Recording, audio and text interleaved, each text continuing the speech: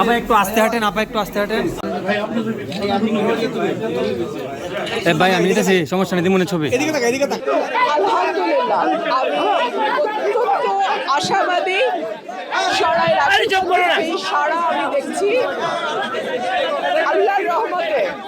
আমি বিশ্বাস করি মানুষ ভোটের মাধ্যমে আমাকে জয়যুক্ত করবে এবং সরাইল আশুগঞ্জকে নিয়ে আমার যে পরিকল্পনা, আমাদের যে পরিকল্পনা, আমরা সেটা বাস্তবায়ন করব। এত বড় দল, তাদের অনেক ব্যস্ততা দেখছি। সেটা 300 আসনে প্রার্থী আছে, তারপরে জোটের সঙ্গে আলোচনা আছে, তাদের এখন অনেক মানে কর্মব্যস্ততা, আমাদেরও অনেক কর্মব্যস্ততা। আমার এই দুটো উপজেলায় মানুষের প্রার্থী হিসেবে জিতে আসতে হবে। এটা তো আমার নির্বাচন না, এটা সরাইল আশুগঞ্জের মানুষের নির্বাচন। আমি প্রার্থী না, সরাইল আশুগঞ্জের মানুষ এই আসনের প্রার্থী। সুতরাং আমি যদি এমপি নির্বাচিত হই, আমি বিশ্বাস করি আমার 5.5 লক্ষ ভোটার যারা আছে তারা নির্বাচিত হবে।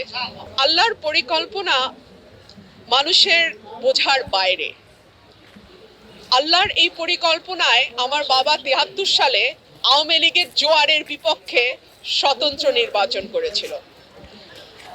রব্বুল আলামিনের কি অদ্ভুত পরিকল্পনা, 2026-এ এসে ধানের শীষের জোয়ারের বিপক্ষে আমাকে স্বতন্ত্র লড়াই করতে হচ্ছে। আল্লাহ পরিকল্পনা এবং তার বাস্তবায়নের প্রক্রিয়া মানুষের বোঝার বাইরে। সো আমি দেখব আল্লাহর কি পরিকল্পনা রাখেন আমার জন্য। নতুন এবং ফিরে আসা গ্রাহকদের জন্য নগদে চলছে ক্যাশব্যাক সহ প্রতিদিন হাজারো উপহার জেতার সুযোগ। হবে আশা আর ফেরা, সারপ্রাইজ সেরা। আপনারা দেখেন প্রতিটা মানুষের চোখে কতটুকু আশা, ভালোবাসা, আস্থা এবং বিশ্বাস।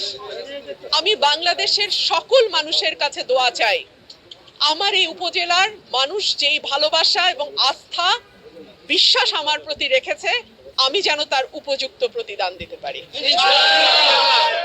ব্যারিস্টার রুবিন ফারহানার মনোনয়নপত্র আমরা জমা দিয়েছি এবং ম্যাডাম নিজে উপস্থিত ছিলেন। আমাদের প্রত্যাশা উনি যেমন জনপ্রিয়তার শীর্ষে, আগামী দিন ভোটের মাধ্যমে আমরা সেই জনপ্রিয়তা যাচাই করব এবং জনপ্রিয়তার শীর্ষে প্রমাণ করব। আমরা এই ব্রাহ্মণবাড়িয়া 2 নির্বাচনী এলাকার সকল স্তরের জনগণের পক্ষ থেকে ব্যারিস্টার রুবিন ফারহানাকে ধন্যবাদ জানাই। তিনি যে দুঃসাহস নিয়ে আমাদের একটি বিশাল মহলের বিরুদ্ধে জনগণের পক্ষে এসে নির্বাচন করতে এসেছেন, সেজন্য ব্যারিস্টার রুবিন ফারহানাকে ধন্যবাদ জানাই এবং ব্যারিস্টার রুবিন ফারহানাকে আমরা ভোটের মাধ্যমে তার প্রতিদান দেওয়ার চেষ্টা করব। ধন্যবাদ। গণতন্ত্র, ভোটের অধিকার প্রতিষ্ঠার লক্ষ্যে আপনারা ভোট কেন্দ্রে যে সুষ্ঠু নিরপেক্ষ একটি ভোট দেওয়ার জন্য, একজন নিরপেক্ষ প্রার্থীকে ভোট দেওয়ার জন্য আমি আপনাদেরকে আহ্বান করব, ভোট কেন্দ্রে যাবেন, ভোট দিবেন। আপনি নিজে ভোট দিবেন, অন্যজনকে ভোটের সেন্টারে নিয়ে যাবেন এবং বাংলাদেশের সমস্ত সরকারি কর্মকর্তা যারা আছেন, প্রশাসন রয়েছেন চাকরিরত অবস্থা, সেই নিরাপত্তাটুকু করে দিবেন যাতে ভোটটি গিয়ে সেন্টারে দিতে পারে জনগণ।